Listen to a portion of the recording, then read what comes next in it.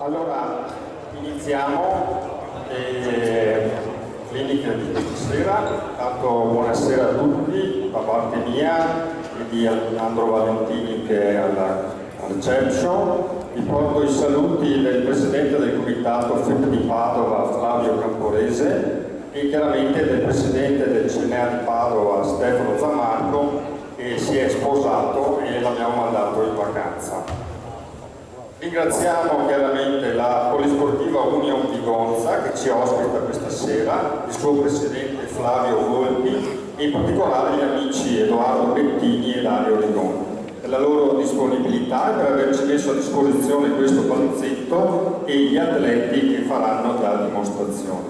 Questa sera abbiamo come relatori coach Larry Amigliente e coach Andrea Bonacina.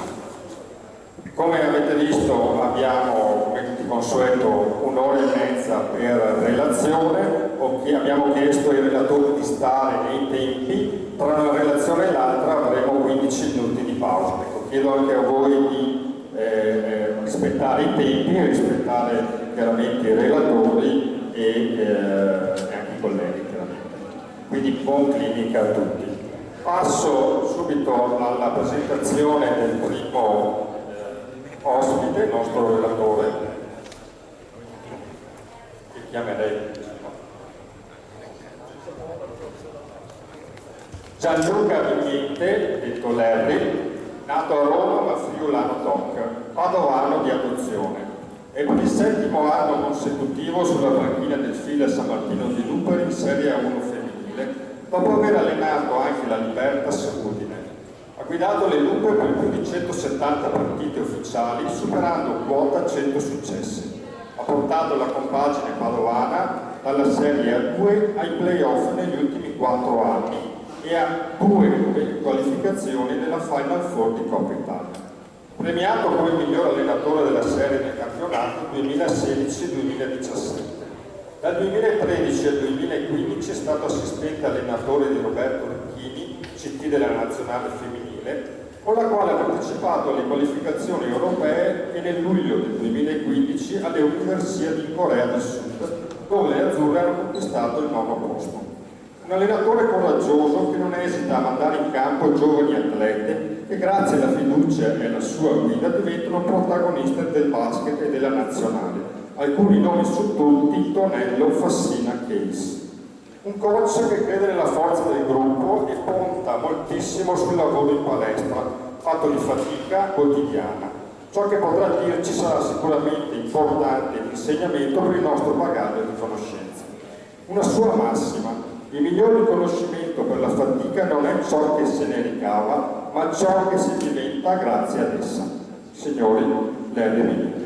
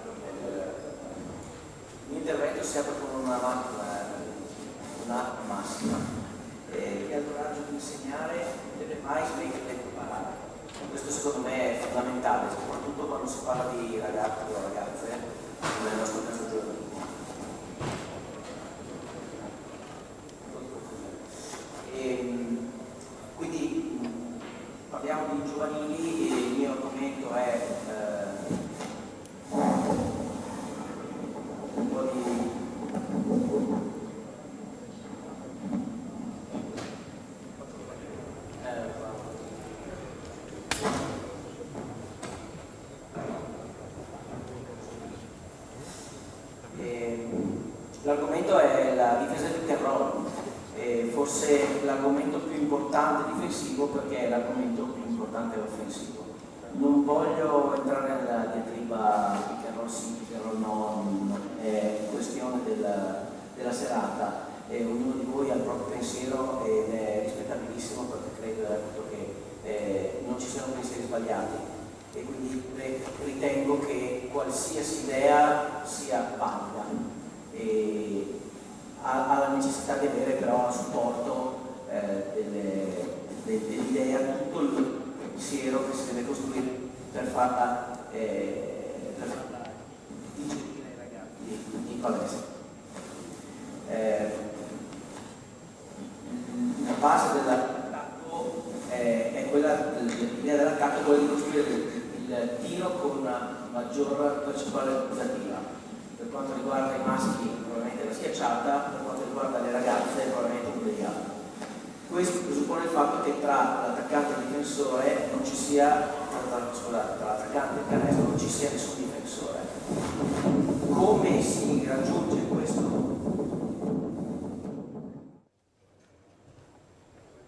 Quindi l'obiettivo dell'attacco è quello di tirare con la più alta percentuale. L'obiettivo difensivo è diametralmente opposto, impedire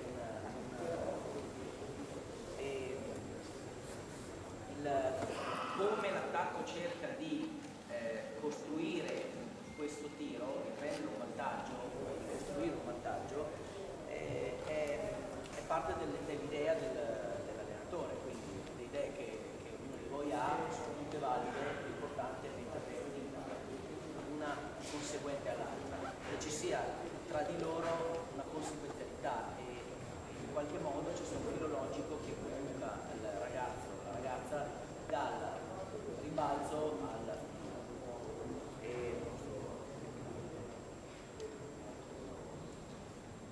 la parte secondo me fondamentale quando si pensa a luglio-agosto, si pensa a come fare come ottenere quello che si ha come idea principale è proposta di interpassare.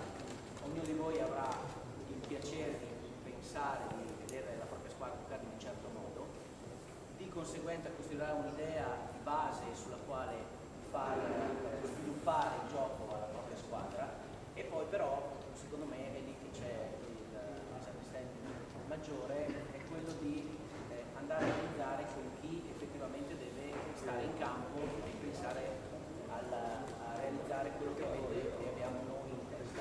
Cioè, se dal punto di vista offensivo tutti, diciamo il 70% degli allenatori a luglio vorrebbero difendere anticipando tutti i passaggi, fare raddoppio, zone press, recuperare il pallone, fare i contropiedi, il 90% dei possessi, poi arriviamo alle partite e sembra che non è la stessa identica. Quindi secondo me c'è un piccolo mismatch tra quello che ci piace e quello che poi in realtà si realizza in campo. E il mismatch non lo subiamo noi, lo subiscono loro. Perché noi abbiamo un'idea, ma chi la deve mettere in campo sono loro. Nel mismatch spesso ci sono frustrazioni perché l'allenatore gli insegna le cose e il ragazzo dice sì ma io ce la vedo tutta e quindi si generano generalmente delle situazioni un po' non funzionali allo sviluppo né del sistema né dei ragazzi e dei giocatori e giocatrici. Per questo vorrei leggervi un paio di cose secondo me molto importanti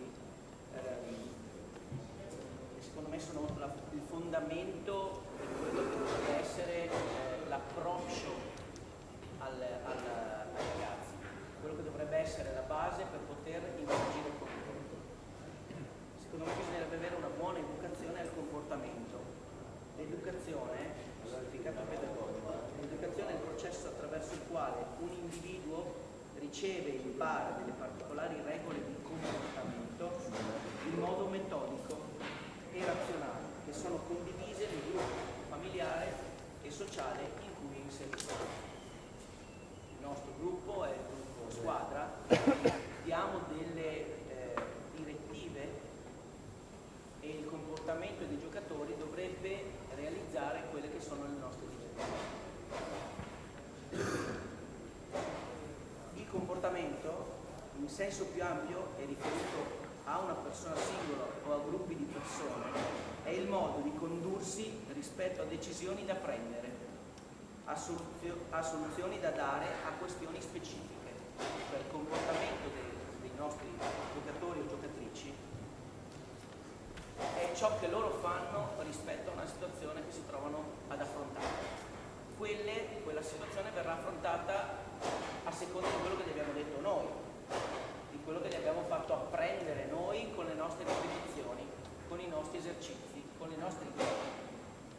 che devono però collimare il più possibile con quello che possono fare, perché poi alla fine se io penso di dover fare 3 tutto raddoppi sul pick and roll tutta una stagione e poi ho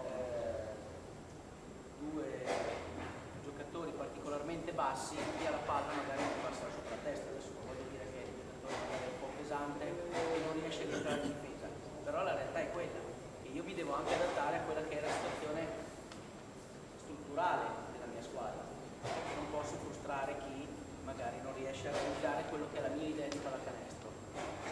Io personalmente quando costruisco il mio sistema difensivo-offensivo, quando ho chiuso la squadra non ne ho uno precostituito, mi piacciono le cose ma serenamente me le metto anche da parte, perché se la costruzione della squadra non riesce a collimare con la mia idea di piacere, è chiaro che io andrò a cercare i giocatori e le giocatrici che mi piacciono, quelle che riescono a realizzare quello che mi piace a me, però non è sempre così facile trovare le persone giuste da mettere nei ruoli giusti. Per cui penso al sistema difensivo-offensivo dopo che ho finito la squadra e nel momento in cui è finita e ci troviamo in campo poi faccio dei correttivi. Le mie giocatrici sono particolarmente abituate settimana in settimana a fare gli adeguamenti al sistema difensivo-offensivo, perché credo che sia fondamentale adeguarsi a loro e non loro a me, perché io voglio delle giocatrici coinvolte, voglio delle giocatrici che facciano quello in cui credono e quello che sanno fare meglio, e questo è secondo me la base anche per quanto riguarda l'allenamento. Per quanto riguarda un po' l'aspetto generale, nel momento in cui io parlo di difesa io reputo che la cosa fondamentale, e parlo a qualsiasi livello, sia il posizionamento in campo. Per posizionamento in campo intendo dire rispetto alla palla e rispetto ai compagni, ma fondamentalmente rispetto alla palla. Quando parlo di difesa, io alle mie giocatrici che dico che giochiamo 5 contro 1, perché solo uno degli avversari che ha la palla, ed è solo la palla che può segnare tutto. Quindi l'attenzione deve essere rivolta a dov'è la palla, cosa fa la palla e cosa possibilmente nell'arco del tempo vuole fare, perché la cosa fondamentale sarà l'anticipazione, perché se l'attacco è buono generalmente prende il primo l'iniziativa, se la difesa è in ritardo vince sempre l'attacco. Quindi per togliere all'attacco quella frazione di tempo che ha, perché parte per prima a decidere cosa vuole fare, io devo saper anticipare qualcosa. Quello fa parte del bagaglio dei giocatori, del bagaglio differenziale, e più noi riusciamo ad ampliare l'idea di anticipazione e più avremo giocatori e giocatrici capaci di stare in campo in modo comodo, quindi anticipare le situazioni, capire che si sta preparando uno stagger, un roll, piuttosto che un blocco flare, piuttosto che un blocco scendere o cieco. Avete sperimentato tutti un blocco cieco dove la compagna che difende la bloccante non aiuta il compagno, mi cadono le braccia, ma non credo che ci siano giocatori che non vogliono aiutare il compagno, quello è un altro problema. Non l'ha capito. Se non l'ha capito con una persona che sta andando a portare un cieco, vuol dire che non ha capacità anticipativa. E lì ci si può arrabbiare quanto si vuole, però la strada è impervia. La strada è impervia.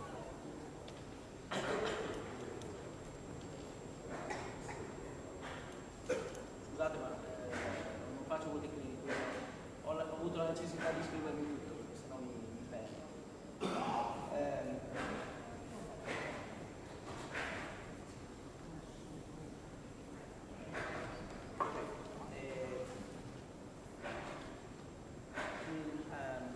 Generalmente io cerco di proporre all'interno degli allenamenti, anche all'interno degli allenamenti della Serie 1 che faccio io, sempre esercizi con più variabili. Cerco di non identificare sempre l'attaccante e il difensore, cerco di dare l'opportunità durante l'esercizio alle giocatrici di poter sviluppare anche l'idea di essere attaccante e difensore. Uso moltissimo l'idea di fare la metacampo con il Fight Club, come lo chiamiamo noi, cioè l'idea di finire col canestro, lo userete sicuramente tutti quanti. L'idea è quella di rimanere concentrati anche sul rimbalzo.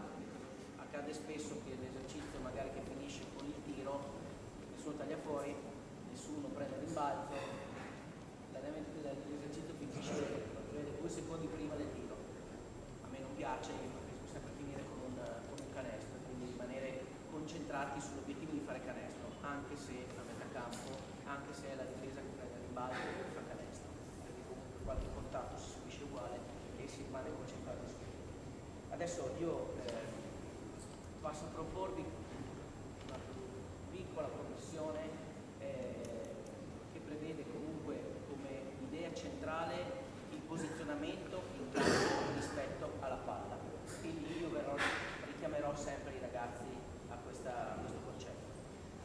Partiamo da delle cose molto semplici, quindi una situazione base di 1 contro 1 per poi svilupparla e arrivare a un 4 contro 4. Sicuramente le cose da proporvi sarebbero state tante. Una cosa su cui si lavora parecchio, una cosa perché voi sono i sottonumeri in difesa, quindi l'idea che difensivamente sono sempre in sottonumero per tutto l'arco dell'azione, cercare sempre di mettere una pezza rispetto a quello che è una lacuna, cioè diciamo un in meno e dobbiamo cercare di mettere una pezza per cercare di evitare che la squadra avversaria faccia canestro. E questo è un esercizio che io sfrutto molto per quello che vi ho detto prima. L'idea di essere posizionati nel modo corretto e l'idea di anticipare. Se io nel 3 contro 4 riesco a far fare 4 passaggi agli avversari, ho vinto io. Se riesco a farlo fare vuol dire che ho anticipato le situazioni più problematiche, probabilmente le situazioni più vicine alla palla. In questo caso vediamo se ce ne sarà il tempo, magari lo potremo vedere. Intanto passo a preparare il primo esercizio.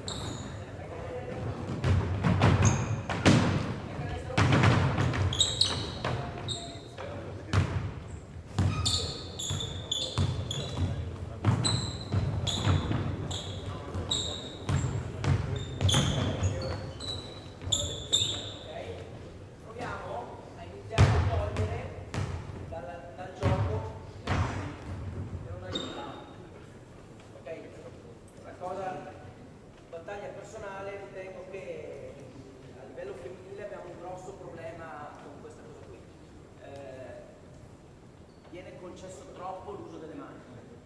Dopo quando usciamo fuori in Europa, il caso della squadra o la nazionale ha dei problemi enormi con gli arbitraggi internazionali, perché gli arbitraggi internazionali non concedono l'uso delle mani, in assoluto.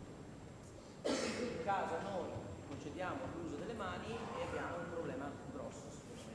Quindi cerchiamo di non usare le mani, cerchiamo di usare i piedi e il petto per difendere senza andare a cercare la palla.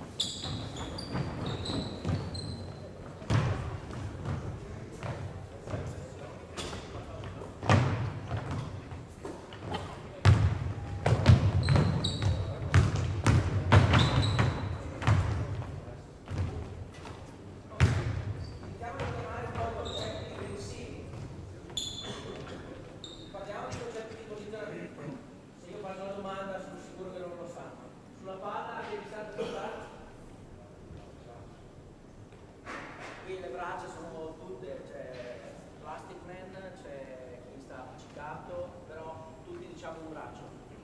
Stiamo nelle condizioni di poter toccare la palla. Toccare la palla non è necessariamente stare a un braccio per me, perché il giocatore che è in grado di muovere i piedi molto rapidamente può stare anche un pochino più indietro. Il giocatore che ha i piedi meno mobili, che è esattamente il contrario di quello che accade, secondo me dovrebbe stare più vicino. Il giocatore più lento, se sta staccato, verrà attaccato dritto per dritto e i piedi non li muoverà uguale. E per quanto mi riguarda, chi è più scarso deve stare più vicino, non più lontano, per non passa tanto. Però difficile da comprendere. Quindi adesso rimaniamo col concetto un braccio. Sì? Via! No. Questa è la cosa che non va bene. Dal punto di vista della posizione non va bene, perché nel momento in cui il giocatore si stacca dovesse esserci una situazione qualsiasi che non è quella di ballo ma è di blocco o di hit, qualsiasi tipo di difesa per gli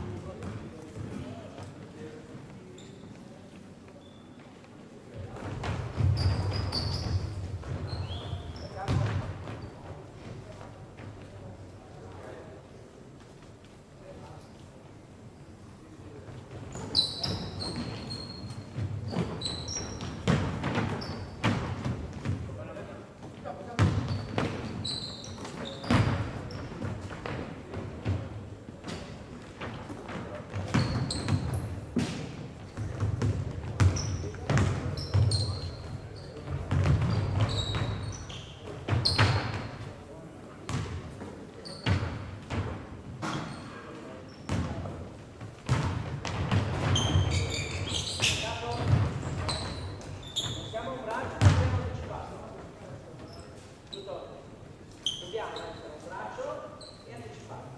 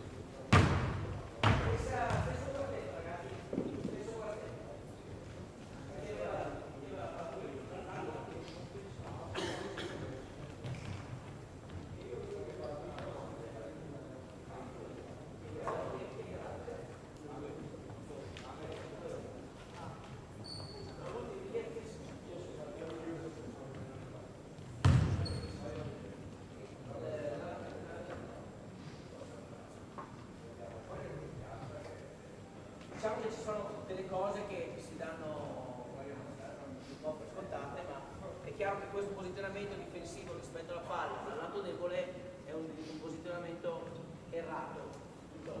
Rispetto alla palla abbiamo la funzione di lato debole, lui ha penetrato ed è mancato questo.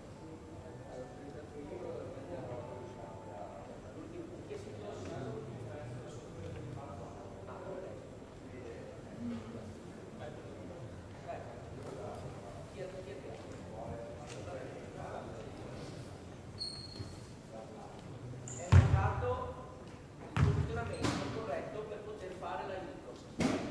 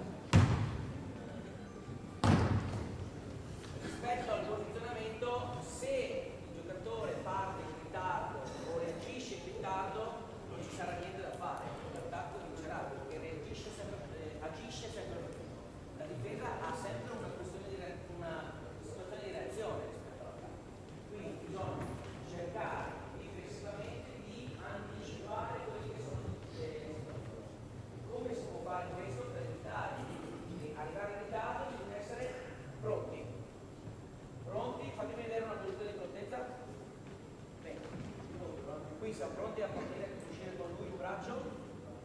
Bene, siamo pronti a anticipare. Pronto.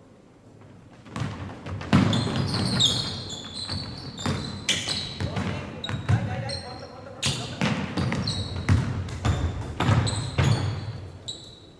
Ci siamo pronti. Cambio. Pronto. Pronti, giù, pronti.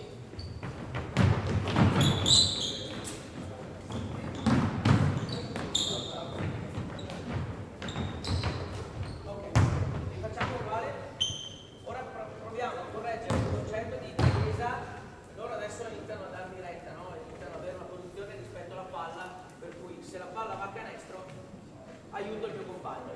C'è un problema, che se io mi metto tra la palla e il canestro non difenderò mai la linea di passaggio. Questo è un altro step da cercare di far capire. Quindi uscita,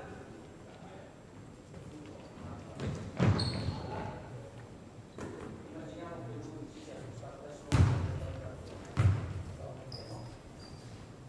un braccio, lato debole, posizione corretta per poter sia aiutare che difendere sul muro.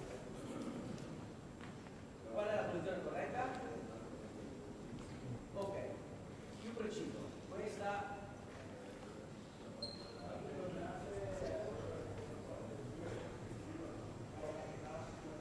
devo essere una posizione intermediaria tra la palla e il mio.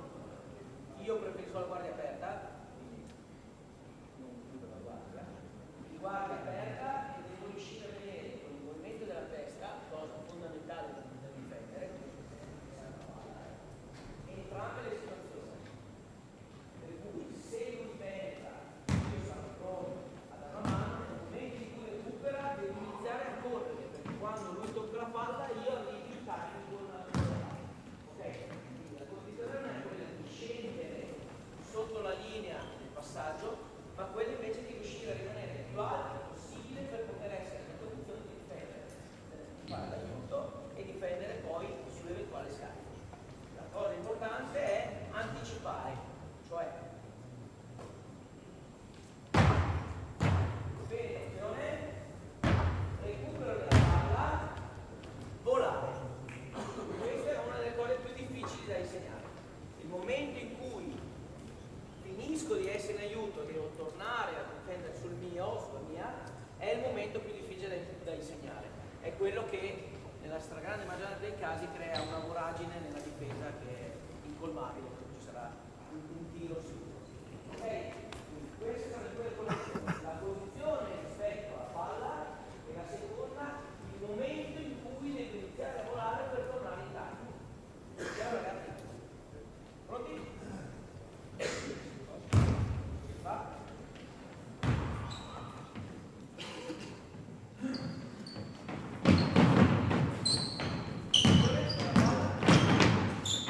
Dove la palla?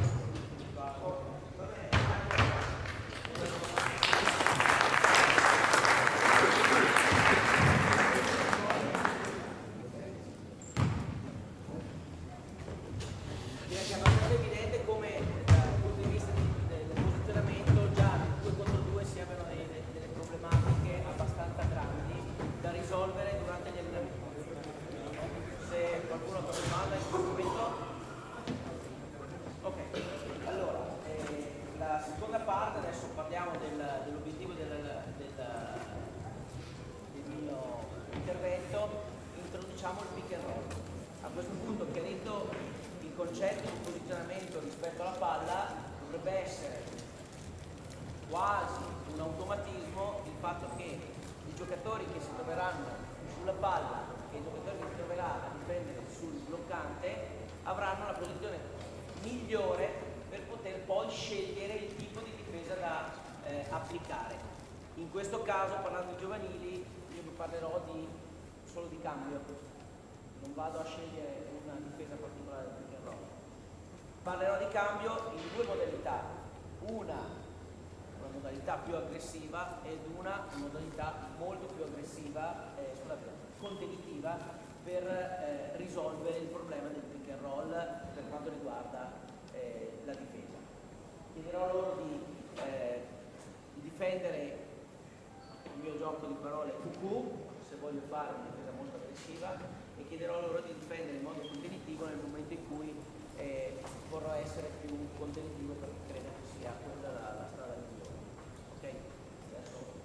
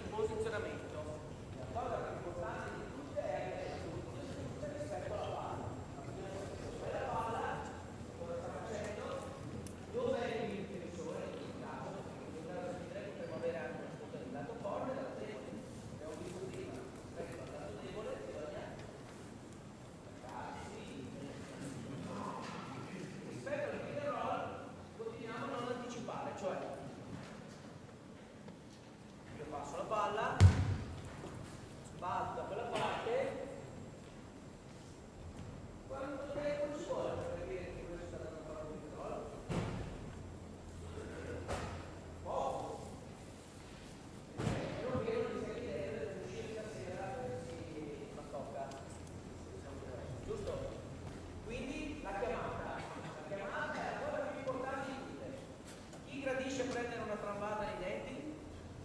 Nessuno. Siccome tutti poi alla fine si cercheranno un logo, forse togliamo i compagni e trovare sul logo. Ok?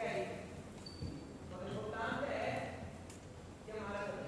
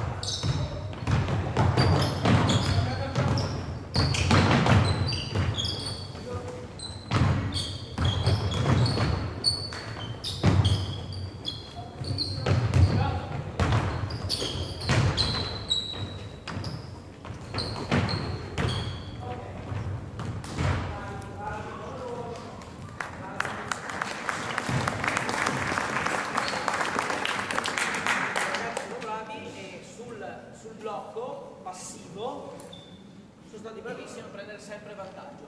Non mi piace, voglio un cambio aggressivo, non voglio più concedere all'attacco di girarmi davanti, di tagliarmi fuori sul roll. Quindi adesso il cambio sarà aggressivo.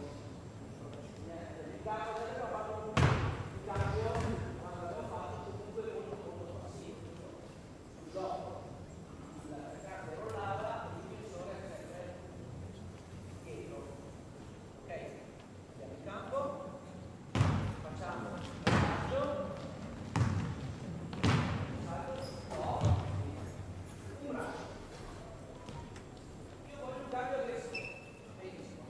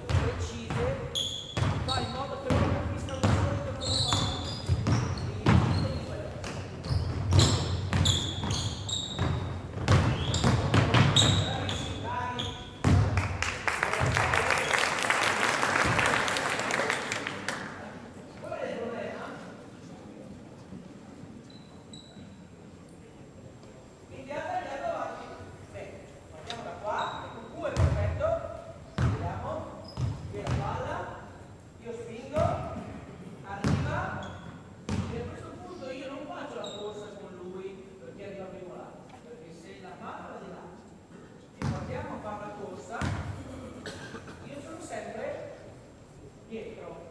Appena andate avanti, secondo te come faccio? Aggressivo. Fatemi vedere. Risolviamo il problema. Blocco.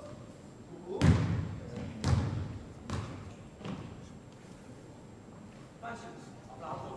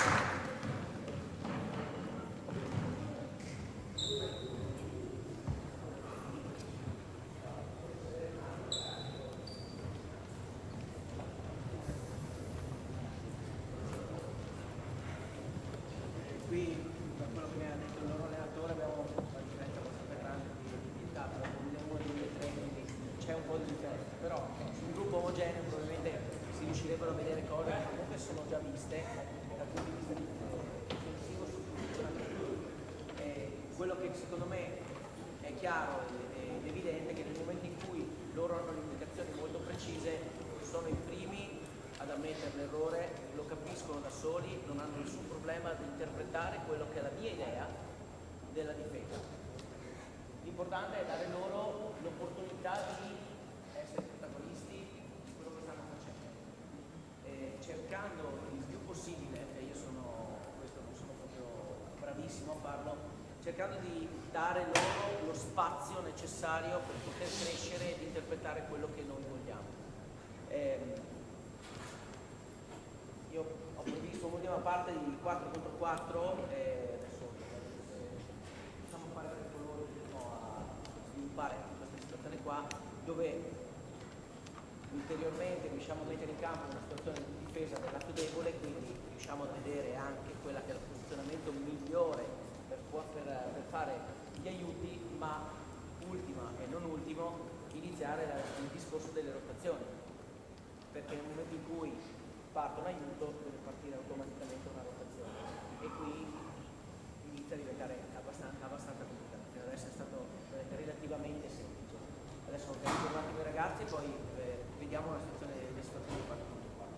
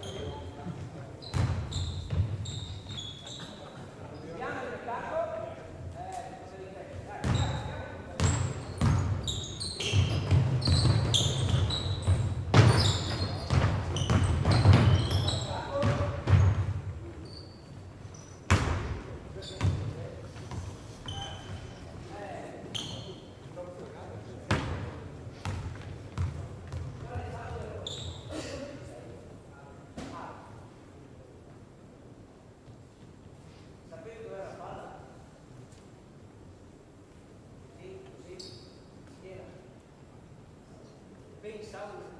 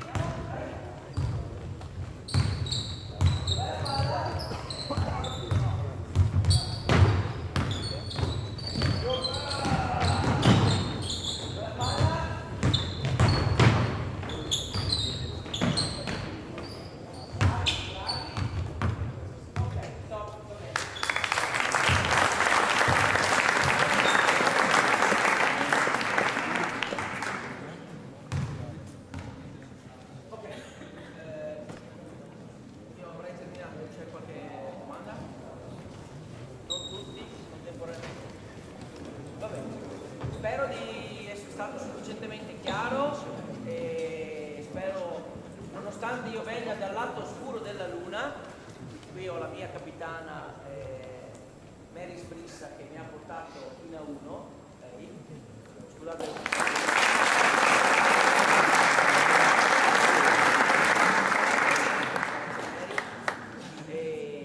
Nonostante sì, siamo nel lato oscuro della luna, spero che qualcosa di aver dato in questo regno. E vi auguro un buon anno e un buon lavoro. Mi raccomando, ricordatevi, chi vuole insegnare non deve mai smettere di imparare. Mai smettere. Grazie.